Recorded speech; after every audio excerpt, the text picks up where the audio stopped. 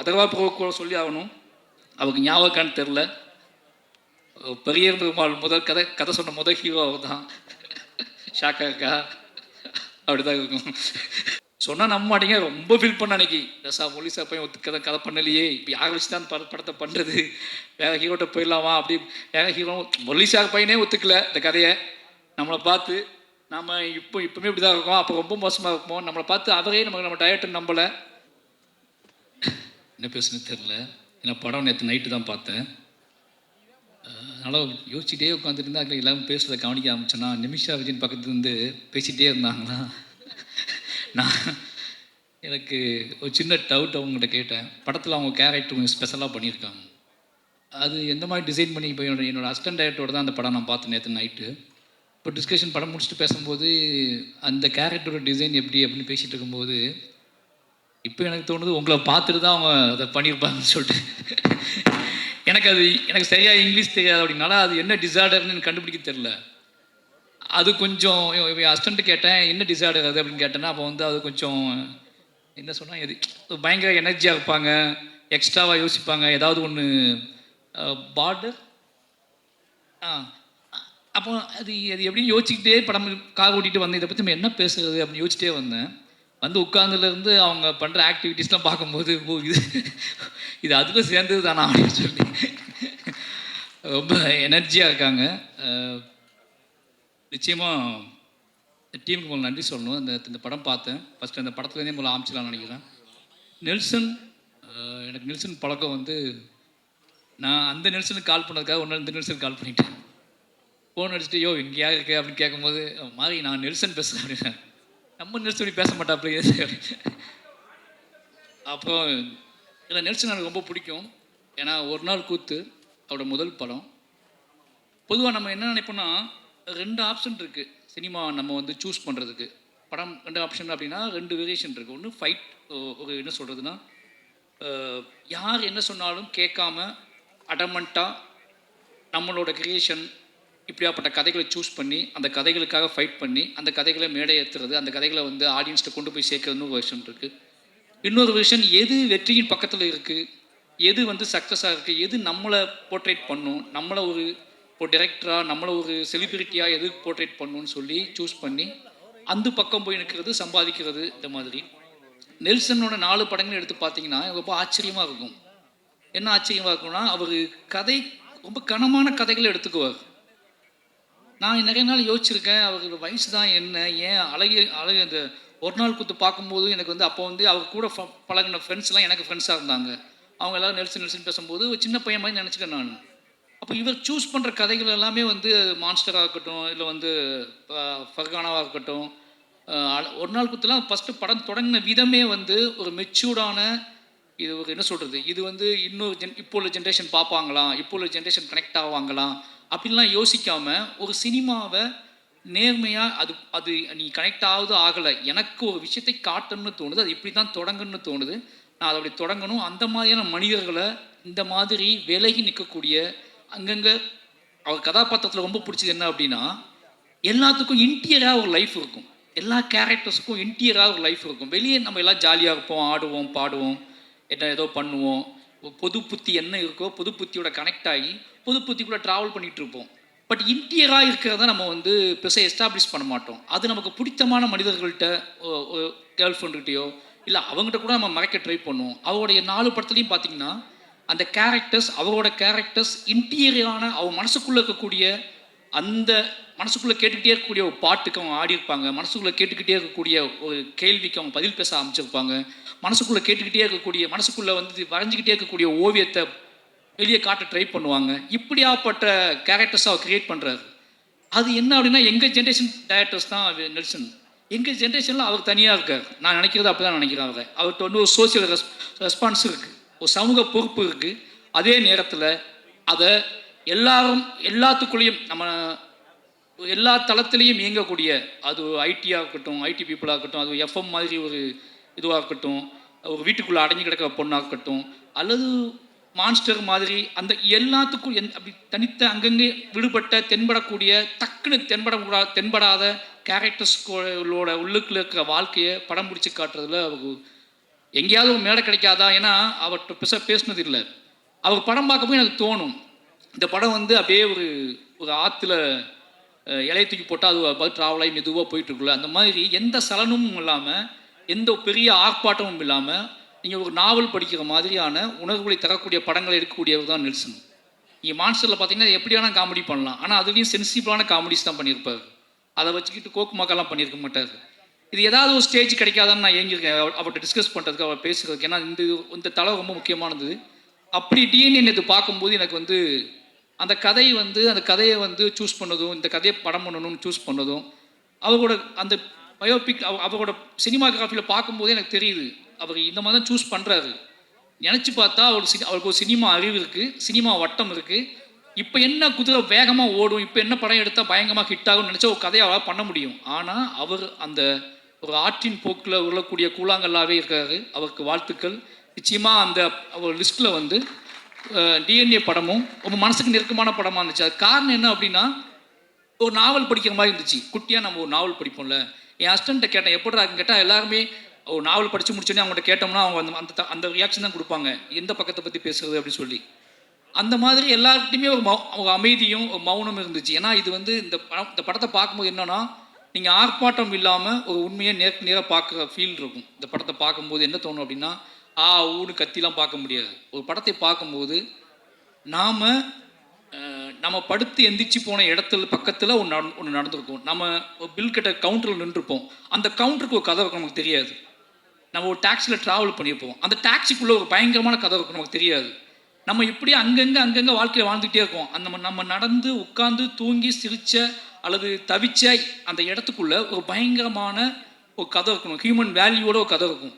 அந்த கதையை சொல்லக்கூடிய ஒரு படமாக தான் டிஎன்ஏ வந்திருக்கு. நாம் வந்து நம்பி போகக்கூடிய ஹாஸ்பிட்டல், நாம் நம்பி பேசக்கூடிய டாக்டர்ஸ், நாம் நம்பி விரும்பக்கூடிய நம்மளோட துணைகள், நம்மளோட உறவினர்கள், நம்மளோட காவல் அதிகாரிகள், இவங்க எல்லாத்துக்குள்ளேயும் கூடக்கூடிய கதையை வந்து அதை சென்டர் பாயிண்ட் பண்ணி அதுக்குள்ளே ஒரு வேல்யூஸை கிரியேட் பண்ணி இது நடந்தால் என்ன ஆகணும்னு இருக்குல்ல, இப்படியாப்பட்ட மனிதர்கள் வாழ்ந்துட்டு இருக்காங்க, இப்படியாப்பட்ட மனிதர்கள் இருக்காங்க, நம்ம எவ்வளோ ஹியூமனுக்கு வேல்யூ கொடுக்குறோமோ அதே மாதிரி ஹியூமன் வேல்யூவே இல்லாத ஹியூமன்ஸ் கிரியேட் பண்ணுறக்கூடிய அந்த நாசக்கார உலகம் இருக்குல்ல, அந்த நாசக்கார உலகத்துக்குள்ளே நம்ம எப்படி நாம் அதை தெரியாமல் அதுக்குள்ளே எப்படி பின்னி பிணைஞ்சு கிடக்கும் அப்படிங்கிற வெளிச்சத்தை வந்து, அப்படிங்கிற ஒரு பயத்தையும் அப்படிங்கிற ஒரு கவனத்தையும் சொல்லக்கூடிய படமாக டிஎன்ஏ வந்திருக்கு. நிச்சயமாக இந்த படம் வந்து அதர்வா ப்ரோ கூட சொல்லி ஆகணும். அவருக்கு ஞாபகம்னு தெரில, பெரிய பெருமாள் கதை சொன்ன முதல் ஹீரோ அவர் தான். ஷாக்கா இருக்கா? அப்படிதான் இருக்கும். வந்து பரதேசி பார்த்து முடிச்சுட்டு பெரிய பெருமாள் கதை எழுதி முடித்த உடனே இந்த யார்கிட்ட போகலாம் ஹீரோ அப்படின்போது, நான் முரளி சாரோட பயங்கரமான ஃபேன். இதேமே பாட்டு பாடி நமக்காக அழுத ஒரு ஜீவன் அப்படின்னு சொல்லி, ஏன்னா ஒன் சைடு லவ் அதிகமாக பண்ண தலைவர், ஓகேங்களா? அது ஒன் சைடு லவ் அப்படிங்கிறது வந்து நம்ம நினைக்கிறோம் ஒன் சைடு லவ்னா சொல்லி அது ஏற்றுக்கொள்ளாத காதல் ஒன் சைடு லவ் கிடையாது. சொல்லவே எனக்கு நீ சொல்லணும் அவசியம் கிடையாது, எனக்கு ஒன்று பிடிக்கும் அப்படின்னு நமக்கு கெத்தை கொடுத்தது முரளி சார் தான். அவர் ஒரு பையன் ஹீரோ ஆகிட்டான்னு சொன்ன உடனே, நான் பானா காத்தாடி வந்த உடனே பெரிய பெருமாளுக்குள்ளே வச்சு யோசித்த ஹீரோ நீங்கள் தான். ஏன்னா முரளி சார் பையன் நம்மளை மாதிரி தான் இருப்பாப்புல நம்மளை மாதிரி தான் இருப்பாப்புல, இந்த கதைக்கு பயங்கரமாக ஆப்டாவாப்புலன்னு சொல்லி பீட் பண்ணலாம் செஞ்சேன், கதை சொன்னேன். பட் ஏதோ ஒரு அவரோட பிஸி ஷெடியூலில் அந்த கதை கிளிக் ஆகலை. சொன்னால் நம்ப மாட்டீங்க, ரொம்ப ஃபீல் பண்ண அன்னைக்கு. முரளி சார் பையன் கதை பண்ணலையே, இப்போ யாரை வச்சு தான் படத்தை பண்ணுறது, வேறு ஹீரோட்ட போயிடலாமா அப்படி. வேறு ஹீரோ முரளி சார் பையனே ஒத்துக்கல இந்த கதையை.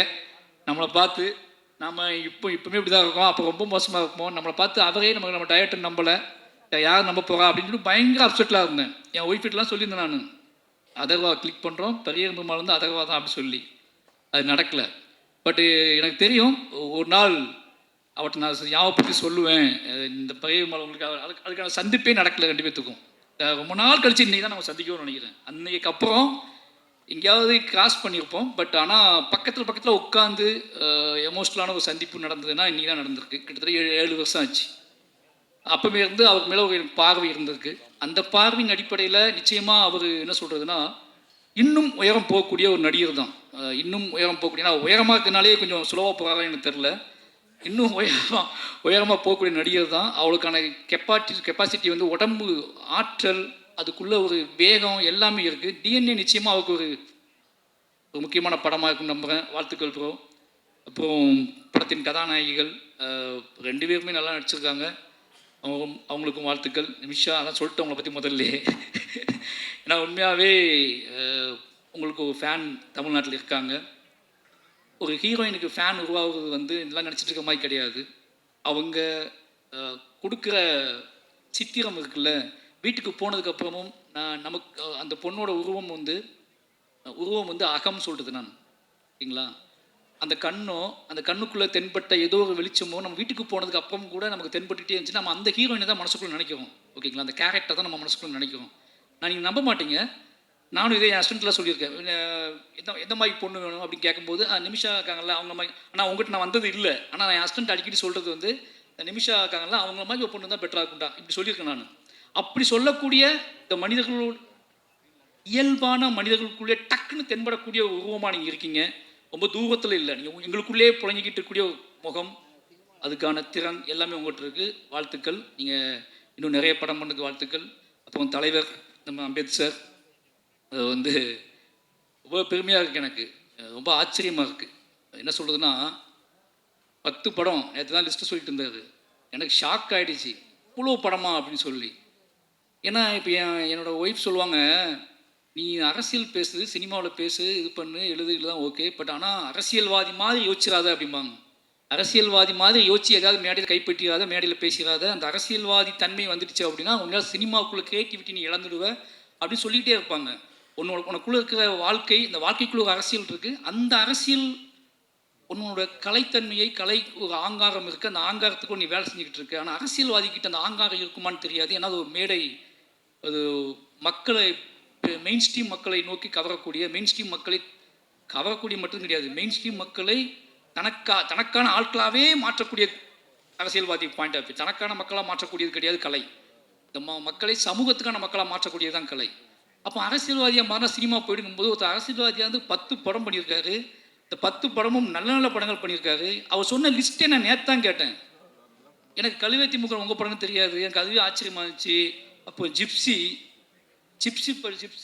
மணங்குத்தி பிறையெல்லாம் பண்ணியிருக்காரு. மணங்குத்தி பிறை பண்ணியிருக்காரு, ஜிப்சி பண்ணியிருக்காரு, கழுவேத்தி முகன் பண்ணியிருக்காரு, டாடா பண்ணியிருக்காரு.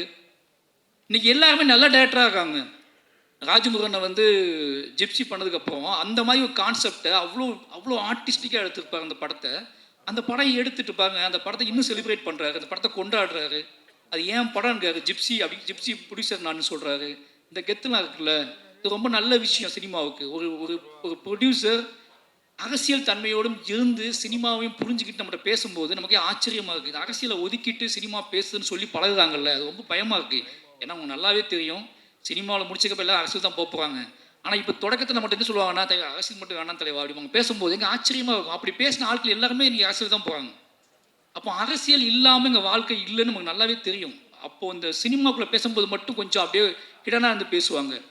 ஆனால் ஒரு எம்எல்ஏ மக்களோட புழஞ்சிக்கிட்டு இருக்க ஒருத்தர் கிட்டத்தட்ட 10 வருஷம் எம்எல்ஏ வானே, 10 வருஷம் எம்எல்ஏ துணிஞ்சு நம்புறாரு அடுத்த போய் எம்எல்ஏ தான்னு.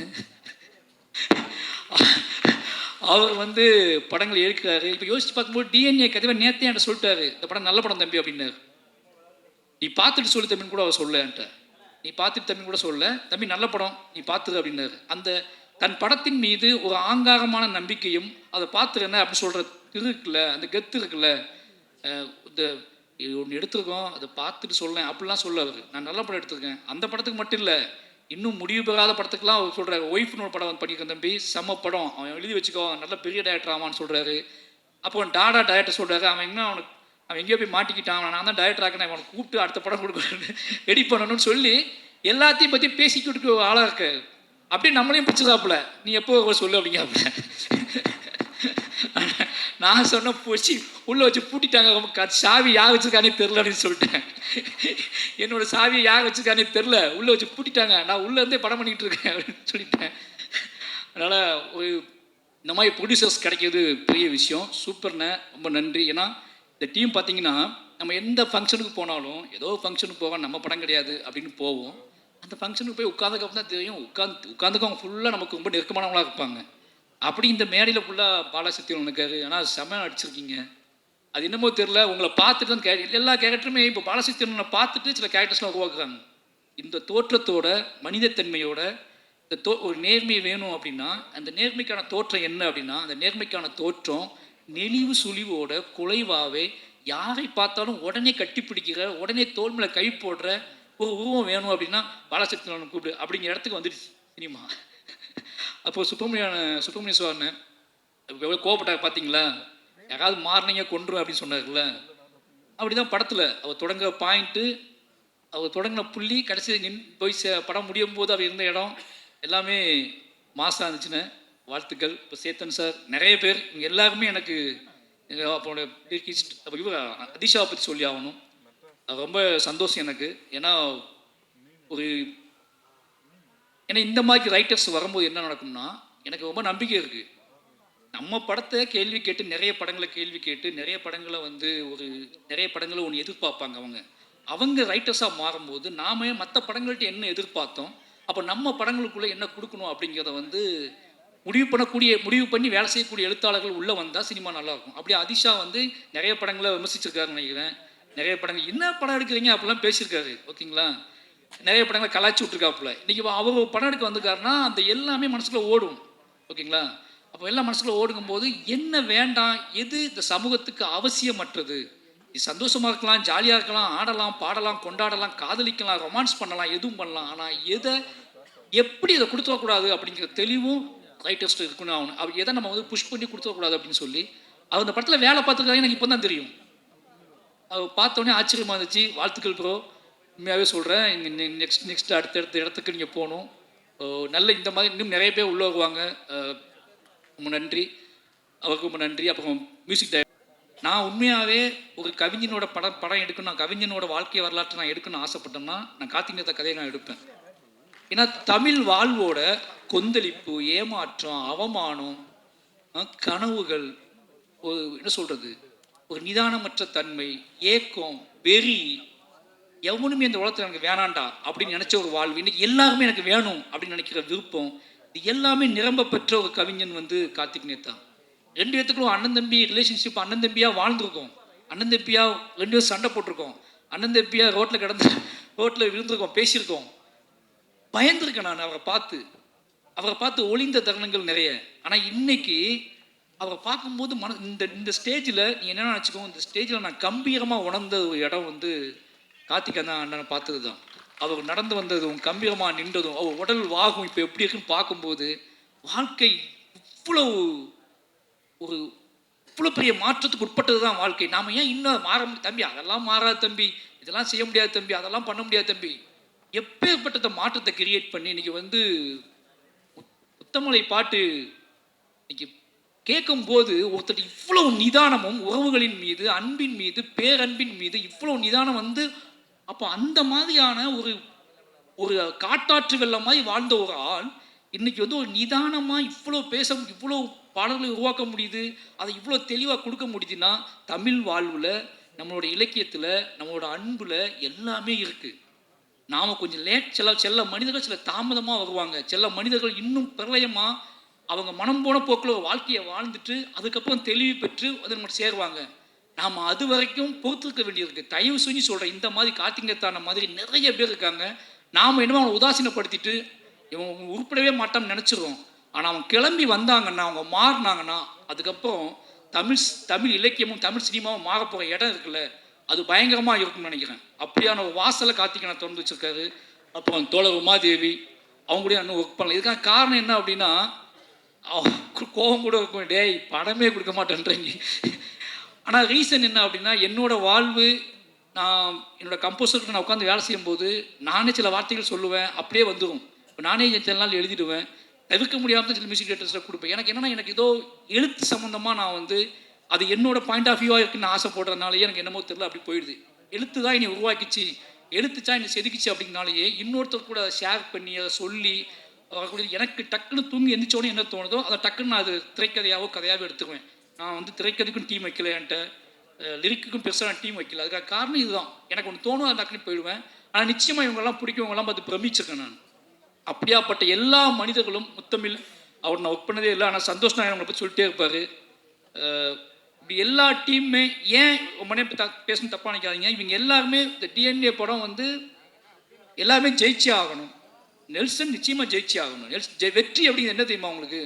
அவர் நிம்மதியாக படம் ரிலீஸ் ஆன நைட்டு நிம்மதியாக தூங்குறது. வெற்றி வேறு ஒன்றுமே கிடையாது. நைட்டு நிம்மதியாக போய் குழந்தைக்கு முத்தம் கொடுத்து ஒய்ஃபோட டின்னர் சாப்பிட்டு நைட்டு நிம்மதியாக தூங்கி காலை எழுந்திரிச்சு மறுபடியும் ஃபஸ்ட் ஷோ போகிறதுக்கு இல்லை, அந்த முதல் நைட்டு சந்திக்கிறதுக்கு இல்லை, படம் ரிலீஸ் ஆன நைட்டு அன்னைக்கு நண்பர்களை பிரியமானவர்களை எல்லாம் சந்தித்து உரையாடி கொண்டாட்டமாக நம்ம வாழ்க்கை நாம் ஒன்று செஞ்சோம், அது சரியாக இருந்துச்சுன்னு நம்பி ஒருத்தன் தூங்குறதுக்குல அது ரொம்ப முக்கியமானது. அப்படியாப்பட்ட பெரிய வெற்றி நெல்சனுக்கு வாய்க்கட்டும். அப்புறம் திங்மி சந்தோஷ், இந்த இடத்துல நான் அவ்வளோ முந்திட்டேன், அவர் ஒன்றும் படம் பார்க்கணும்னு நினைக்கிறேன், நான் பார்த்துட்டேன். அதனால் வந்து இந்த படத்தை ரொம்ப சின்ன படங்களுக்கு நிறைய சப்போர்ட் பண்ணக்கூடிய ஒரு முகமாக இருக்கார். அவருக்கும் வாழ்த்துக்கள். திங் மியூசிக் டிஎன்ஏ படத்துக்கு பயங்கர சப்போர்ட் பண்ணோம். அப்புறம் இந்த பாடலை வெளியிட்டவர்கள் ரொம்ப ஆச்சரியமாக இருந்துச்சு. ஏன்னா அவர் அண்ணன் சொன்னார், இவங்க தான் வாங்கணும் தம்பி, இவங்க தான் பண்ணணும் தம்பி மேடையில் அப்படின்னு சொல்லி. சினிமாவை விட்டு ஒதுங்கி வீட்டுக்குள்ளே பூட்டி வச்சு படித்தவங்க தானே நீங்கள்? அதான் சினிமா பார்க்காத கெட்டு போயிடுவேன்னு சொல்லி அப்படி இல்லையா? சரி, அப்போ நல்ல விஷயம்தான். சினிமா பார்த்தும் நல்ல சினிமா பார்த்துருக்காங்க. ஓகே, நல்ல சினிமா பார்த்து வாழ்க்கையிலையும் பெருசாக படிப்புலையும் சரி பெருசாக ஜெயிச்ச இவங்க 2 பேர்த்துக்கும் டிஎன்ஏ டீமுக்கு வந்து சப்போர்ட் பண்ண இவங்க 2 பேர்த்துக்குமே நன்றி, வாழ்த்துக்கள். நிச்சயமாக இந்த டிஎன்ஏ படம் எல்லாத்துக்கும் சந்தோஷத்தையும் நிம்மதியும் கொடுக்கக்கூடிய கொண்டாட்டத்தையும் கொடுக்கக்கூடிய படமாக இருக்கட்டும். வந்திருந்த அனைவருக்கும் என்னோட நன்றியும் அன்பும். தேங்க்யூ.